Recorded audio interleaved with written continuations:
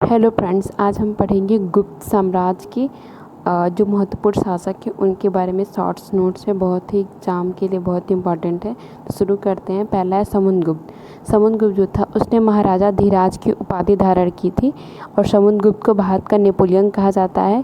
प्रयाग प्रशस्ति से जो कि इलाहाबाद स्तंभ लेखे हरिश्चंद्र द्वारा रचित थी, इसमें हमें समुद्रगुप्त के बारे में पूरी जानकारी मिलती है। तो प्रयाग प्रशस्ति जो है समुद्रगुप्त से संबंधित है। दिग्विजय सम्राट आर्यावर्त के शासकों को पराजित किया था।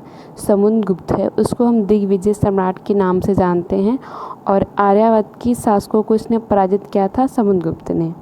दक्षिणापथ के राज्यों को जीतकर पुनः उनकी राज्य व्यवस्था बहाल की, मतलब पुनः उनकी जो अटैक किया, जीता, फिर वापस कर दिया जो दक्षिणापथ के राज्य थे। कला और साहित्य का महान संरक्षण था, वीणावादन में निपुण था। तो समुद्रगुप्त का 2-3 इसमें से ऐसे हैं जो बार बार एग्जाम में पूछे जाते हैं। पहला है कि भारत का नेपोलियन किसे कहा जाता है, तो समुद्रगुप्त को। प्रयाग प्रशस्ति किससे संबंधित है, समुद्रगुप्त से।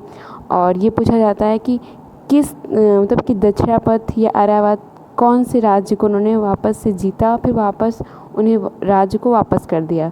तो दक्षिणापथ के राज्यों को जीतता फिर उन्हें वापस कर देता है। समुद्रगुप्त जो था वीणावादन में भी निपुण था। नेक्स्ट है चंद्रगुप्त द्वितीय। चंद्रगुप्त द्वितीय को विक्रमादित्य की उपाधि इसने धारण की थी। शक संवत की इसने शुरुआत की थी। ये एग्जाम में पूछा जाता है कि कब की थी, तो 57 में।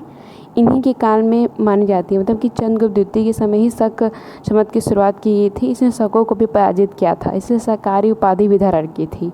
पश्चिमी क्षत्रियों पर विजय प्राप्त की। नवरत्नों में प्रमुख कालिदास, वराहमिहिर, अमर सिंह।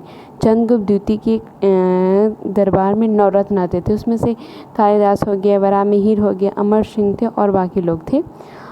नेक्स्ट है कुमारगुप्त प्रथम।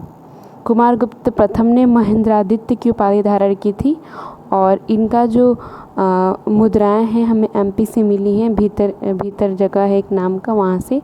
मौर्य हुरों के आक्रमण का सामना किया था। कुमारगुप्त ने हुरों के आक्रमण का सामना किया। उसके बाद है कि प्रशासन और राज व्यवस्था को सुदृढ़ बनाया, मतलब कुमारगुप्त ने अपने टाइम पीरियड में काफ़ी अच्छा काम किया। और कुमारगुप्त का ही कुमारगुप्त जो था उसने नालंदा में विहार भी बनवाया था। नालंदा यूनिवर्सिटी की स्थापना भी कुमारगुप्त ने ही किया था। और इन्हीं से मंदसौर अभिलेख भी संबंधित थे कुमारगुप्त से। स्कंदगुप्त हुरों के आक्रमण को विफल कर दिया था। तो क्वेश्चन आता है कि हुरों का आक्रमण किसके काल में हुआ था, तो समुद्रगुप्त के काल में हुआ था। कठिन समय में साम्राज्य किसने रक्षा की, सुदर्शन झील जो कि गुजरात में है, इसके जो बांध था वो टूट गया था, तो फिर से उसका मरम्मत करवाता है। अब हम क्यों रिकॉल करेंगे समुद्रगुप्त के बारे में। तो समुद्रगुप्त को दिग्विजय सम्राट, प्रयाग प्रशस्ति, कला का संरक्षण कहा जाता है। चंद्रगुप्त द्वितीय इसको विक्रमादित्य, शक संवत की शुरुआत और नवरत्नों का संरक्षण कहा जाता है। कुमारगुप्त प्रथम महेंद्रादित्य हुरों से संघर्ष, प्रशासन को अच्छा बनाया।